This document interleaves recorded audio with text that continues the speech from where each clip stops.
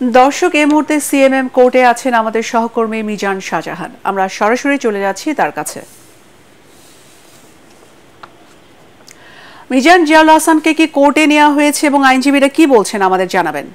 ওয়াহিবা, আপনাকে ধন্যবাদ। চাকরিচ্যুত মেজর জেনারেল জিয়াউল হাসানকে এখনও সিএমএম কোর্টে আনা হয়নি। আমরা যতটুকু জানতে পেরেছি যে 30 থেকে 40 মিনিটের মধ্যেই তাকে ডিবি থেকে সিএমএম কোর্টে আনা হবে। এখানে ঢাকা মহানগর মুখ্য আদালতের বিচারক আরাফাতুল রাকিবের আদালতে তাকে তোলা হবে এবং 10 দিনের রিমান্ড তাকে চাওয়া হবে।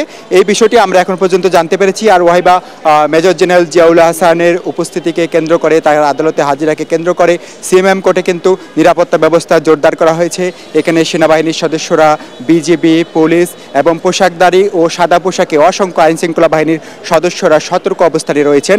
তারা এখানে অবস্থান নিয়েছেন। আর আপনি জানেন যে মেজর জেনারেল জিয়াউল হাসানকে গতকাল রাত খিলক্ষেত থেকে গ্রেপ্তার করা হয়েছে। তাকে নিউ মার্কেট থানার একটি হত্যা মামলায় গ্রেপ্তার দেখা হয়েছে। একজন দোকান কর্মচারীকে হত্যা মামলায় তাকে গ্রেপ্তার করা হয়েছে।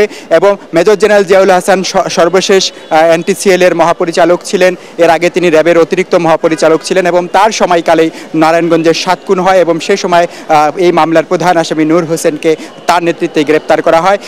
আমরা যতটুকু জানতে পেরেছি যে এই হত্যা মামলা ছাড়াও তার বিরুদ্ধে বিভিন্ন অভিযোগ রয়েছে। যেমন তিনি যখন এনটিসিএল এর মহাপরিচালক ছিলেন তখন বিভিন্ন নেতার মোবাইল ফোন তিনি রেকর্ড করেছেন এবং এই সব বিষয় নিয়েও তার বিরুদ্ধে অভিযোগ রয়েছে। আরেকটি বিষয় হলো যে আন্দোলন চলাকালীন যে ইন্টারনেট বারবার বন্ধ করা হয়েছিল, মোবাইল ডাটা এবং ব্রডব্যান্ড, সেক্ষেত্রে এটি স্বরাষ্ট্র মন্ত্রণালয়ের অধীনস্থ তার দপ্তর থেকে এটি করা হয়েছে বলে অভিযোগ উঠেছে। এ হচ্ছে সার্বিক বিষয়। বা তাকে কোর্টে আনা হলে এবং আদালতে হাজির করা হলে আমরা এই বিষয়ে আরো বিস্তারিত জানাতে পারবো। ওয়াহিবা। মিজান, আপনাকে ধন্যবাদ।